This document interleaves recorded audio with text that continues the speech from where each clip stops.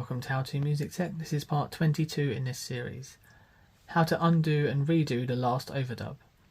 Once you've recorded a loop with overdubs, you have the option of undoing the last overdub you recorded.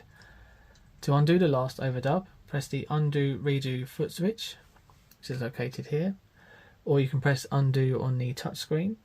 If you do this, it will remove the last overdub from the recorded loop. You'll come undo.